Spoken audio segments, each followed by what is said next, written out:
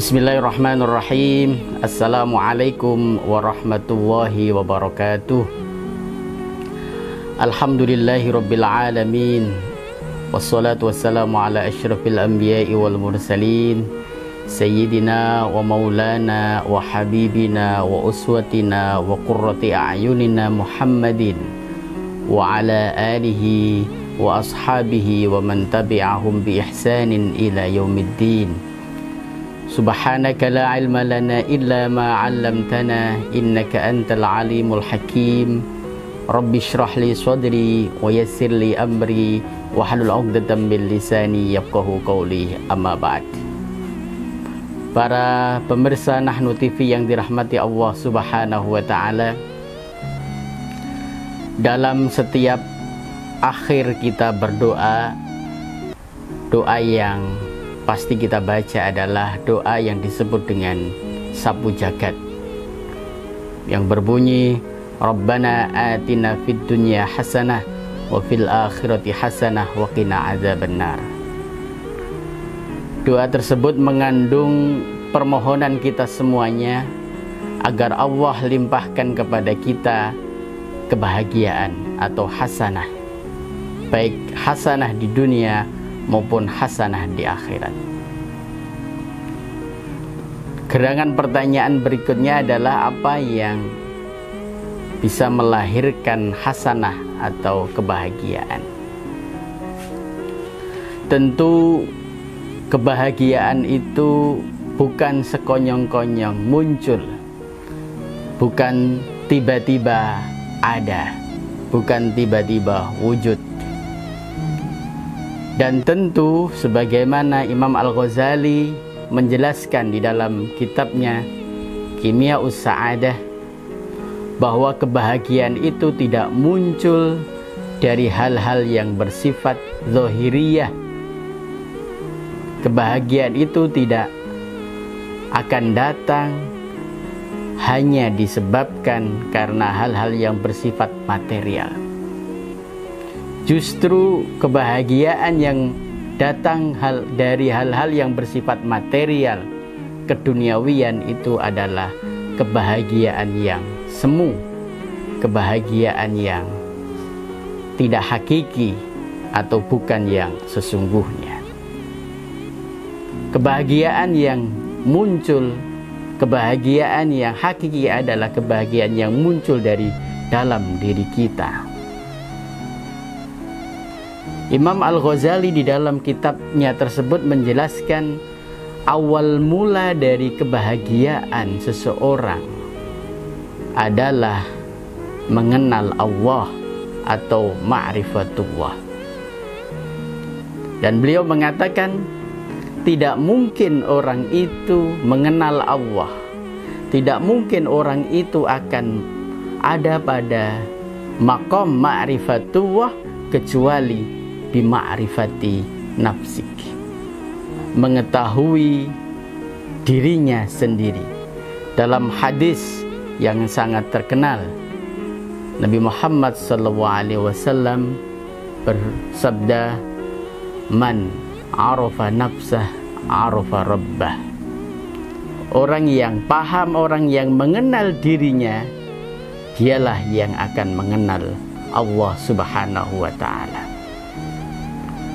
Ada beberapa pertanyaan esensial, ada beberapa pertanyaan yang hakiki yang perlu tanyakan kepada diri kita.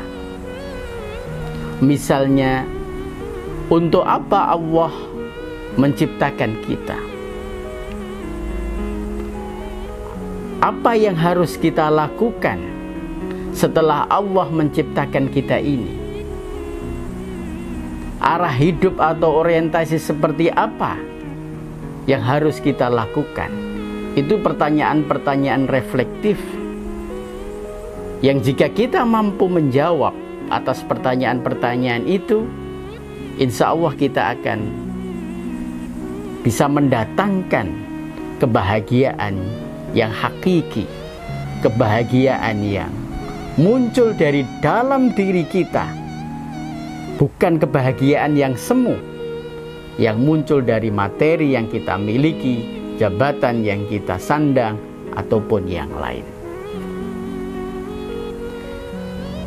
Menurut Imam Al-Ghazali, paling tidak di dalam diri kita itu ada 3 sifat yang akan selalu bertarung, yang akan selalu mencari pengaruhnya, untuk kemudian sifat-sifat itu mempengaruhi perilaku kita, mempengaruhi cara berpikir kita, dan lain-lain dan lain-lain.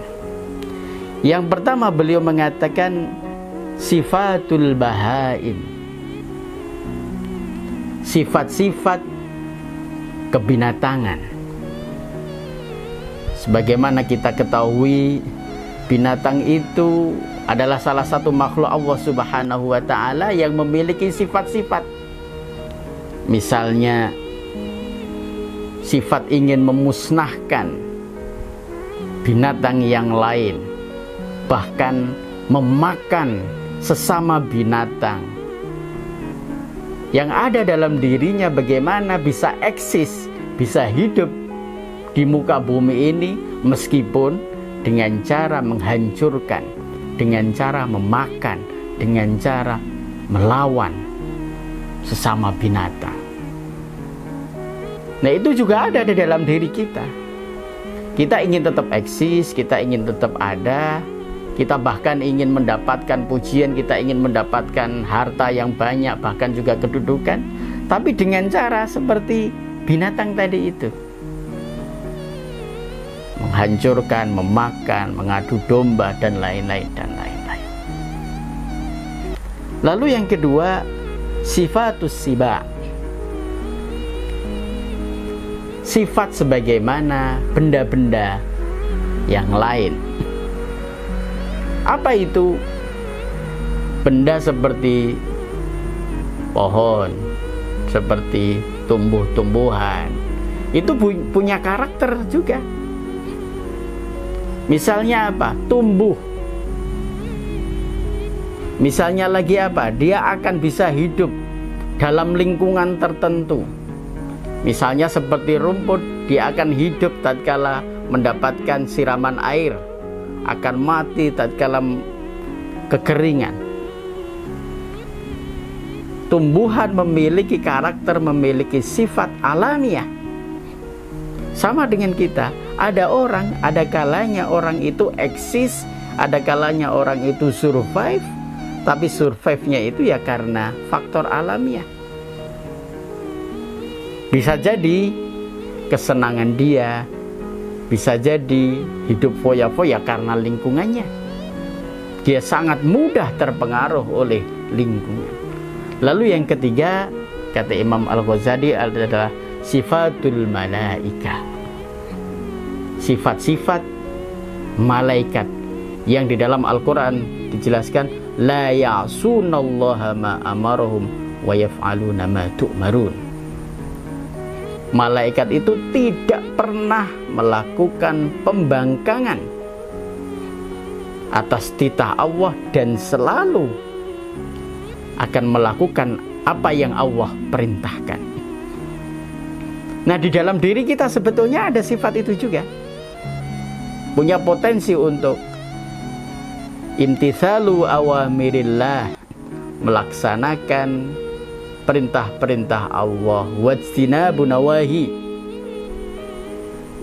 mencegah, menghindari larangan-larangan Allah. Para pemirsa yang dirahmati Allah Subhanahu wa ta'ala, tentu kita tidak bisa seperti malaikat yang selalu taat. Dalam diri kita pasti akan ada godaan seperti sifatul bahaim, seperti sifat-sifat binatang, dan seperti sifat-sifat yang lain. Tapi yang perlu kita pastikan, kita harus selalu berusaha untuk selalu yang dominan di dalam diri kita itu adalah sifatul malaika, sifat-sifatnya, karakternya malaikat. Orang yang memiliki integritas, orang yang memiliki kedisiplinan di dalam menjalankan ketaatan kepada Allah, dan itu dominan dalam dirinya, dia insya Allah akan selalu bisa terjaga dari karakter, dari sifat bahaim, tumbuhan, dan lain-lain. Nah, itulah ketika kita sudah mampu menyetir diri kita, mendominasi diri kita itu sifatul malaikah, maka akan mendatangkan sa'adah, mendatangkan kebahagiaan. Mengetahui Allah yang wujud, yang ada, yang bermanifestasi di dalam diri manusia, itu dengan salah satunya adalah mendatangkan sifatul malaikah di dalam setiap perilaku, di dalam setiap diri kita. Dan itu adalah kebahagiaan hakiki. Kebahagiaan bukan karena punya harta banyak, kebahagiaan bukan karena punya pangkat, juga bukan punya jabatan, juga bukan mendapatkan hadiah misalnya, tapi kebahagiaan itu memang tumbuh dari dalam hatinya. Karena apa? Hatinya sudah dikuasai oleh sifatul malaikah. Mudah-mudahan yang sedikit ini bermanfaat buat kita semuanya. Wallahul muwaffiq ila aqwamit thoriq. Assalamualaikum warahmatullahi wabarakatuh.